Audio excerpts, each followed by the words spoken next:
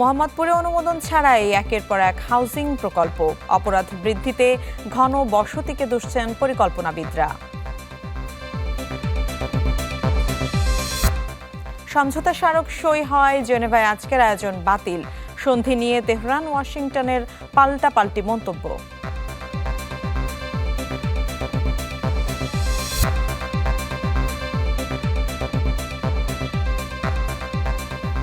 দর্শক, আমন্ত্রণ চ্যানেল 24-এর সকাল 10টার খবরে। শুনছিলেন সিলন ফ্যামিলি ব্লেন্টি সংবাদ শিরোনাম। আপনাদের সাথে আছি আমি মিলা খন্দকার। মোহাম্মদপুর রাজধানীর আলোচিত এক জনপদ। গত ৪৫ বছরে অপরিকল্পিত অবকাঠামোয় বদলে গেছে এখানকার চিত্র। রাজুকের অনুমোদন ছাড়াই গজিয়ে উঠছে একের পর এক হাউজিং প্রকল্প। অপরাধ বাড়ার পেছনে অনিয়ন্ত্রিত ঘন বসতিকে দুষছেন পরিকল্পনাবিদরা। ফাহাদ আল কাদরির ছবিতে আশরাফুল আলম আকাশের রিপোর্ট।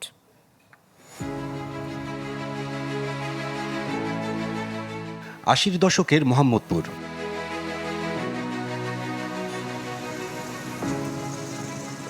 ঢাকার বুকে সময়ের হাত ধরে বদলে যাওয়া এক আলোচিত জনপদ, যেখানে জনাকীর্ণ জনজীবন আর এলোপাথারি বসতির মাঝে জননিরাপত্তা সুদূর পরাহত।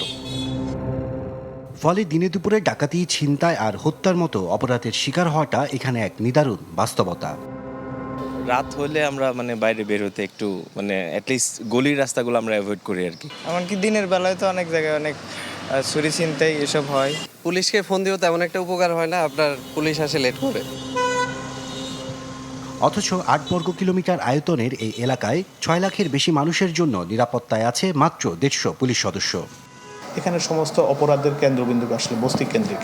আর বড় সমস্যা, আমি মনে করি বড় সমস্যা আমাদের একটা বিআরই ক্যাম্প। আমরা প্রতিনিয়ত চেষ্টা করতেছি এই সীমিত জনবলকে সুষম বন্টনের মাধ্যমে আমরা প্রতিনিয়ত চেষ্টা করতেছি। আমরা দিনে রাত্রে আমরা ২২টা আমরা কিন্তু মোবাইল টিম আমরা এই পুরা এলাকাতে আমরা কর্ডন করে নিচ্ছি। সাম্প্রতিক বছরগুলোতে মোহাম্মদপুরে তৈরি করা হয়েছে বেশ কয়েকটি আবাসিক এলাকা, যেমন Basila garden city, Kaderabad housing, Dhaka উদ্যান কিংবা চাঁদ উদ্যান। স্থানীয়দের অভিযোগ, এসব জায়গাতেই বেশি আনাগোনা অপরাধীদের। অথচ শত শত আকাশচুম্বী দালান নির্মাণ করলেও নিজস্ব নিরাপত্তা ব্যবস্থা গড়ে তোলেনি হাউজিং কোম্পানিগুলো। সোশ্যালি কিছু রেসপন্সিবল রিপ্রেজেন্টেটিভ, থানা, র্যাব, এলাকার কিছু গণ্যমান্য ব্যক্তি, এদেরকে নিয়ে কোনো প্ল্যাটফর্ম নাই। হাউজিং যেহেতু ভূমি নিয়েই ব্যবসা, তাহলে ভূমি নিয়ে দ্বন্দ্বটা তো আগে থেকেই হয়ে আসা। যদিও ঢাকার বিভিন্ন আবাসিক এলাকায় বাসিন্দাদের উদ্যোগে নেওয়া হয়েছে নিরাপত্তামূলক নানা ব্যবস্থা, যেমন ১৫০০ সিসি ক্যামেরা স্থাপন করেছে গুলশান সোসাইটি। এছাড়া রাতে পাহারার জন্য থাকে নিজস্ব টহল টিম। বাসিন্দাদের নিজেদের অর্থায়নে করা সিসিটিভি ক্যামেরা প্রতিটা রাস্তায় আছে, অর্থাৎ এখানে যে কোনো ক্রাইম হলে সঙ্গে সঙ্গে কিন্তু আমরা ধরে ফেলতে পারি। ক্যামেরাগুলো যদি চলে, মানুষ বুঝে যে এখানে চুরি করে পাওয়া যাবে না। রাজধানী উন্নয়ন কর্তৃপক্ষ বলছে, অনুমোদন ছাড়াই মোহাম্মদপুরে গজিয়ে উঠেছে অনেক হাউজিং। এই হাউজিংগুলোর এজ এ হাউজিং কোনো অনুমোদন নাই। কাজেই এই জায়গাগুলোতে আমরা কিন্তু প্রচুর মোবাইল কোড, দেখছেন আপনারা, মোবাইল কোড করছি, মিটার কেটে নিয়ে আসছি। কিন্তু হয় কি, আপনি কতদিন সামলাবেন? আমি বিদ্যুৎ মিটার নিয়ে আসতেছি, উনি আরেক দিকে একটা চড়াই মিটার লাগাচ্ছে। অনেক ঘনবসতি, এটা কি সিটি কর্পোরেশনের কোনো দায় নেই? অবশ্যই দায় আছে, দায় থাকবে না কেন? সেই কারণে আমি বারবার বলছিলাম, একটা সিটি থাকবে একটা আমব্রেলার নিচে। এটা যতক্ষণ পর্যন্ত না হবে ততক্ষণ পর্যন্ত এই সমন্বয় করে কাজ করাটা কঠিন হয়ে যাবে। নগর পরিকল্পনাবিদের মতে, জনজীবন নিরাপদ করতে হলে পুরো শহরকে দেখতে হবে এক দৃষ্টিতে। গুলশান, বনানী কিংবা মিরপুর, মোহাম্মদপুরের মধ্যে বৈষম্য না করে নগরকে সাজাতে হবে একই পরিকল্পনায়। যখনই অভিযান হচ্ছে, অভিযানগুলো অনেক সময় এক পেশে হয় বা এইটা জাস্ট সিজনাল। রাষ্ট্র চাইলে পুরো এই মোহাম্মদপুর এলাকাকেও অপরাধমুক্ত করা সম্ভব, কিন্তু তার সাথে কমিউনিটি সংযোগ রাখতে হবে, কারণ এই এলাকাগুলোর জন্য কমিউনিটি ভিত্তিক একটা সমাজ থাকে।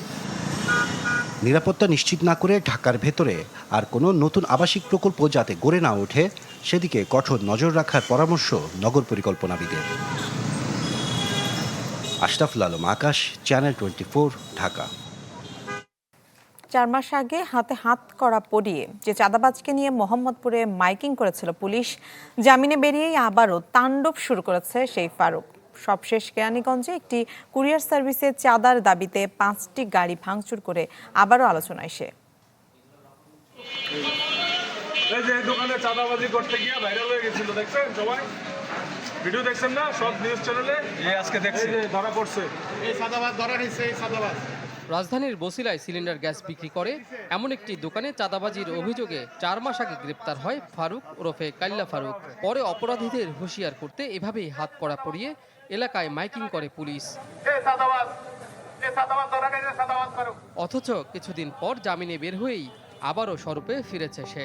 এবার তার অপরাধের থাবা পড়েছে কেরানীগঞ্জের ঘাটাচরের একটি বেসরকারি কুরিয়ার সার্ভিসের ওয়্যারহাউসে। বুধবার রাতে সহযোগীদের নিয়ে সেখানে প্রবেশ করে 40 জনের চাকরি দিতে এবং ওই প্রতিষ্ঠানের ভাঙারি জিনিসপত্র তার কাছে বিক্রির শর্ত দেয় ফারুক। আর এই অনৈতিক দাবি মানতে সময় দেয় মাত্র 1 ঘন্টা। গতকালকে তার ডিমান্ড ছিল তার 40টা ড্রাইভারের করে দিতে হবে প্রতিষ্ঠানটির তাৎক্ষণিক সিদ্ধান্ত না পেয়ে বছিলা ব্রিজের কাছে কুরিয়ারের গাড়িগুলিতে অতর্কিত হামলা চালায় ফারুক গ্যাংয়ের সদস্যরা। ইট নিক্ষেপ করে ভেঙে ফেলা হয় অন্তত 5টি কাভার্ড ভ্যানের গ্লাস।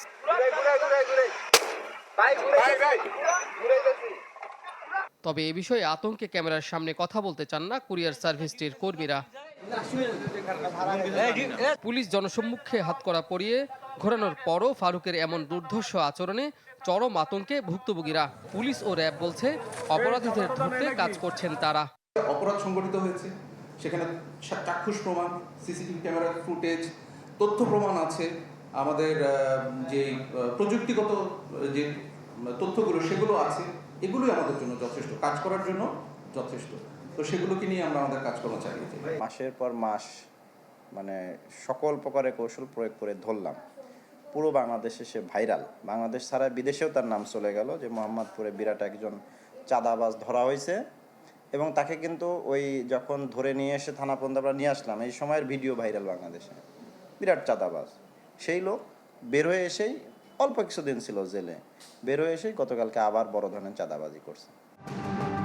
কেবল গ্রেপ্তারের মহড়া নয়, এ ধরনের পেশাদার অপরাধীদের ক্ষেত্রে জামিনের বিষয়ে সংশ্লিষ্টদের আরও কঠোর হওয়ার দাবি ব্যবসায়ীদের। কাজী ফয়সাল, চ্যানেল 24, ঢাকা।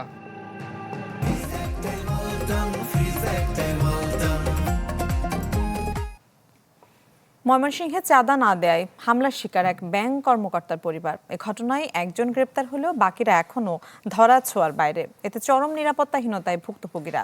পুলিশ বলছে জড়িতদের ধরতে অভিযান চলছে।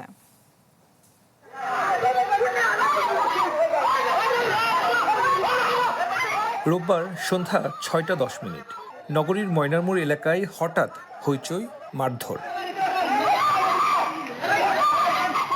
4.5 শতক জমিতে 5 তলা ভবন নির্মাণ শুরু করেছিলেন ব্যাংক কর্মকর্তা নজরুল ইসলাম। কিন্তু স্থানীয় বখাটে সাইফুল তার কাছে চাঁদা দাবি করছিলেন, যা না দেওয়ায় মারধরের শিকার হন ব্যাংক কর্মকর্তা নজরুল, তার স্ত্রীসহ 4 জন। ওই চাকু নিয়ে এসে 3-4 জনে এই চাকু ফিরে আর ছেড়ছেও লেগে গেছে যে এইখানে। এই অবস্থায় আমার ছোটো বাইরে এখান থেকে মারতে মারতে এই কোনার মতো লেগে গেছে। আমার ওয়াইফকে এইভাবে অতর্কিত হামলা করবে আমি কল্পনা করতে পারি। একটা মেয়ে মানুষ আমার এখানে হামলা করছে সরাসরি, আরও অনেকেই হামলা করে, হয়তো প্রকাশিত হয় না। ওনাদের একটাই হচ্ছে যে ওনাদের কাছ থেকে মালামাল আনতে হবে, ওনাদের কাজ দিতে হবে। এরকম প্রায় সবাই মানে ওটার সাথে জড়িত, মানে কেউ ভয়ে হয়তো কেউ কিছু বলে না। এই ঘটনায় অভিযুক্ত সাইফুল সহ বেশ কয়েকজনকে আসামি করে কোতোয়ালি মডেল থানায় মামলা দায়ের করা হয়েছে। ভিডিও ফুটেজ দেখে আমরা চেষ্টা করতেছি এবং যেহেতু উনি আসছে, ওনার মাধ্যমে ওনাকে জিজ্ঞাসাবাদ করে আমরা অনেক তথ্য পেয়েছি। যারাই জড়িত প্রত্যেককে গ্রেপ্তার করব এবং আদালতে সুপর্দ করব। প্রকাশ্যে এমন হামলার ঘটনার পর থেকে চরম নিরাপত্তাহীনতায় ভুগছে ভুক্তভোগী পরিবারটি। সুলতান মাহমুদ কনিক, চ্যানেল 24, ময়মনসিংহ। বাংলাদেশ মিয়ানমার সীমান্তে কাঁটাতারের বেড়া দেবে সরকার, এমন খবরে স্বস্তি প্রকাশ করেছেন সীমান্ত এলাকার মানুষ। তাদের দাবি, রোহিঙ্গা অনুপ্রবেশ, মাদক ও অস্ত্র চোরাচালান বন্ধ এবং সন্ত্রাসীদের অবাধ চলাচল ঠেকাতে কাঁটাতার জরুরি। একই সাথে সীমান্ত ব্যবস্থাপনাকে প্রযুক্তি নির্ভর করার পরামর্শ বিশ্লেষকদের। বাংলাদেশ মিয়ানমার সীমান্ত দেশের সবচেয়ে আলোচিত আন্তর্জাতিক সীমান্ত। বান্দরবন থেকে কক্সবাজারের টেকনাফ পর্যন্ত যার দৈর্ঘ্য 271 কিলোমিটার। এই সীমান্ত নিয়ে আলোচনার বড় কারণ রোহিঙ্গা অনুপ্রবেশ, ইয়াবা ও অস্ত্র চোরাচালান এবং সশস্ত্র সন্ত্রাসী গোষ্ঠীর অবাধ চলাচল। ফলে নানা ঘটনা প্রতিনিয়ত ঘটছে দেশের দক্ষিণ পূর্বের এই সীমান্তেই। উপারের সংঘাতের কারণে এই সীমান্ত এখন সবচেয়ে ঝুঁকিপূর্ণ।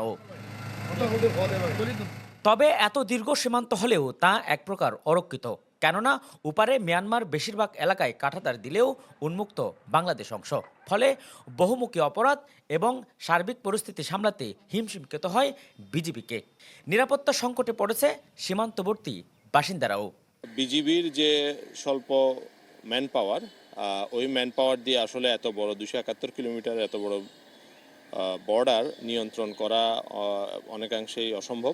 কাঁটাতারে বেড়া না থাকাতে ওপেন যে সীমান্ত, এই সীমান্ত দিয়ে প্রতিনিয়ত চোরাচালান, এখান থেকে আমাদের যে মূল্যবান জিনিসপত্র সিমেন্ট, রড, তেল, ওষুধ পাচার হয়ে যায় এবং মায়ানমার থেকে আসে মাদক।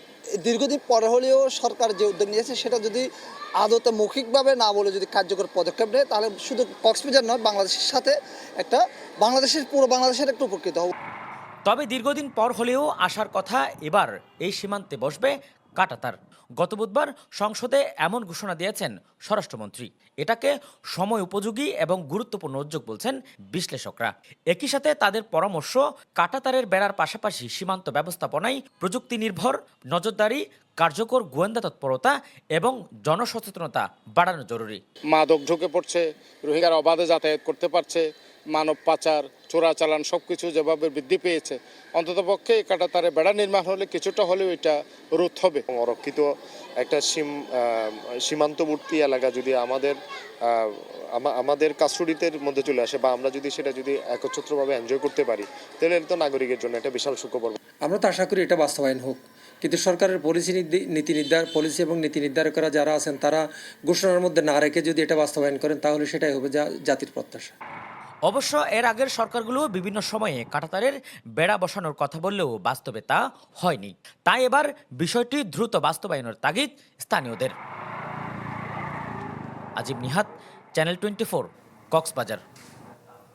দর্শক, সীমান্ত পরিস্থিতির আরও খবর জানবো। চুয়াডাঙ্গা থেকে আমাদের সাথে যুক্ত হচ্ছেন সহকর্মী রেজাউল করিম লিটন। লিটন, সীমান্তে নিরাপত্তা ব্যবস্থা কেমন দেখছেন? নতুন করে কোনো পুশিনের ঘটনা ঘটেছে কিনা? মিলা, গত 4 দিনে এই চুয়াডাঙ্গা, মেহেরপুর এবং ঝিনাইদহের এই যে সীমান্ত এলাকা রয়েছে, প্রায় 250 কিলোমিটার সীমান্ত, সেখানে গত 4 দিনে পুশিনের তেমন তৎপরতা ঘটেনি। এর একটি কারণ যে বাংলাদেশের বর্ডার গার্ড ব্যাটালিয়ন অর্থাৎ বিজিবি, তারা 24 ঘন্টা, রাত দিন 24 ঘন্টা সার্বক্ষণিক তাদের নজরদারি, তাদের টহল সীমান্তে তারা শক্ত অবস্থান ধরে রেখেছে। তো মিলা, আপনি আরেকটি বিষয় আপনাকে একটু বলি। আপনি জানেন যে ইতিমধ্যে জাতিসংঘ এবং আন্তর্জাতিক মানবাধিকার সংস্থা হিউম্যান রাইটস ওয়াচ তারা কিন্তু এই ভারতের অপতৎপরতায় পুশিন নিয়ে গভীর উদ্বেগ প্রকাশ করেছে। হিউম্যান রাইটস ওয়াচ বলছে যে ভারতের যে মার্চে নির্বাচন অনুষ্ঠিত হলো, সেই নির্বাচনের সময় কিন্তু পশ্চিমবঙ্গে বিশেষ করে তারা তড়িঘড়ি করে ভোটার তালিকা হালনাগাদ করতে গিয়ে তারা 90 লাখ মানুষকে তারা ভোটার তালিকা থেকে বাদ দিয়েছে, যারা কিন্তু এখন পশ্চিমবঙ্গে তারা আটক এবং বহিষ্কারের ঝুঁকিতে রয়েছে। এই ধরনের একটি কাজ ভারত করেছিল 2019 সালে আসামে। আপনি জানেন তখন তারা প্রায় 19 লাখ মানুষকে সেখানে রাষ্ট্রহীন করেছিল। এবার 90 লাখ মানুষকে এই পশ্চিমবঙ্গে তারা রাষ্ট্রহীন করার পরিকল্পনা করছে। তারই অংশ হিসাবে তারা বাংলাদেশে ঠেলে দিচ্ছে এই যে নারী, পুরুষ, শিশুদের। এর মধ্যে কিন্তু আন্তর্জাতিক মানবাধিকার সংস্থা হিউম্যান রাইটস ওয়াচ তারা এটা নিয়ে গভীর উদ্বেগ প্রকাশ করে বিবৃতি দিয়েছে। তারা বলছে যে এটি আসলে ভারত করতে পারে না, এটি মানবাধিকার চরম লঙ্ঘন হচ্ছে। তো ইতিমধ্যে গত 1 জুন থেকে 200 মানুষকে, নারী, শিশু, পুরুষকে বাংলাদেশে ঠেলে দেওয়ার তৎপরতা চালিয়েছে বিজিবি। 21টি তৎপরতা নস্যাৎ করেছে। তো এখনো পর্যন্ত বাংলাদেশ বর্ডার গার্ড ব্যাটালিয়ন তারা 24 ঘন্টা সীমান্তে পাহারায় আছে। তারা বলছে যে কোনো তৎপরতা রুখে দিবে ভারতের। মিলা, লিটন, ধন্যবাদ আপনাকে। দর্শক, চুয়াডাঙ্গা থেকে সীমান্ত পরিস্থিতির খবর জানাচ্ছিলেন সহকর্মী রেজাউল করিম লিটন। সিলেটে গেল 24 ঘন্টায় হাম উপসর্গে আরও 2 শিশুর মৃত্যু হয়েছে। ওসমানী মেডিকেল কলেজ এবং শহীদ শামসুদ্দিন আহমেদ হাসপাতালে চিকিৎসাধীন অবস্থায় মারা যাওয়া 2 শিশু হলো সায়ান ও আহিয়ান। তাদের দুজনের বয়সে 1 বছরের নিচে। এ নিয়ে সিলেট বিভাগে হাম উপসর্গের মৃতের সংখ্যা দাঁড়ালো 76 জনে। বর্তমানে বিভিন্ন হাসপাতালে চিকিৎসা নিচ্ছে 261 রোগী। দেশের বাইরের খবর জানাবো। এরই মধ্যে ইরান যুক্তরাষ্ট্র সমঝোতা স্মারক সই হওয়ায় জেনেভায় আজকে চুক্তি সই অনুষ্ঠান বাতিল হয়েছে। মার্কিন ভাইস প্রেসিডেন্ট জেডি ভ্যান্সের সুইজারল্যান্ড সফর স্থগিতের কথা নিশ্চিত করেছে হোয়াইট হাউস। এর আগে পাকিস্তানের প্রধানমন্ত্রী সুইজারল্যান্ড সফর স্থগিতের কথা নিশ্চিত করেন পররাষ্ট্রমন্ত্রী মোহাম্মদ ইসহাক দার। এদিকে সমঝোতার বিষয়ে পাল্টাপাল্টি মন্তব্য করেছে তেহরান ও ওয়াশিংটন। যুক্তরাষ্ট্রের সাথে সই হওয়া স্মারকে ইরান নিজের মর্যাদা বিকিয়ে দেয়নি বলে দাবি করেন প্রেসিডেন্ট মাসুদ পেজেশকিয়ান। আর মৌলিক আচরণে পরিবর্তন না আনা পর্যন্ত ইরানকে অর্থনৈতিকভাবে চাপে রাখার কথা জানিয়েছেন যুক্তরাষ্ট্রের ভাইস প্রেসিডেন্ট জেডি ভ্যান্স। এছাড়া চুক্তিতে দেয়া প্রতিশ্রুতি পূরণ না করলে তেহরানের ওপর ফের কঠোর অবরোধের হুঁশিয়ারি দিয়েছেন মার্কিন প্রতিরক্ষামন্ত্রী।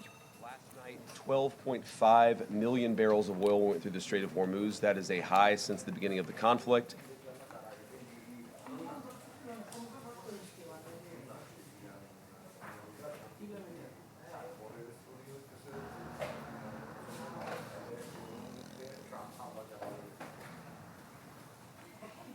রাজধানীর হাতির ঝিলে অনুষ্ঠিত হয়েছে দেশের অন্যতম signature running event Turag active Dhaka 25-কের তৃতীয় আসর। ভোরের আলো ফোটার আগেই দেশি বিদেশি দৌড়বিদদের পদচারণায় মুখর হয়ে ওঠে পুরো এলাকা। রোড টু গ্লোরি প্রতিপাদ্যে এতে অংশ নেন 17টি দেশের প্রায় 3,000 দৌড়বিদ।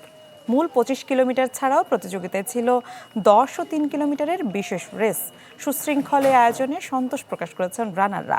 আয়োজকদের মতে এই উদ্যোগ কেবল স্বাস্থ্য সচেতনতায় বাড়াবে না, বরং স্পোর্টস ট্যুরিজমের মাধ্যমে বিশ্বমঞ্চে তুলে ধরবে দেশের ইতিবাচক ভাবমূর্তি।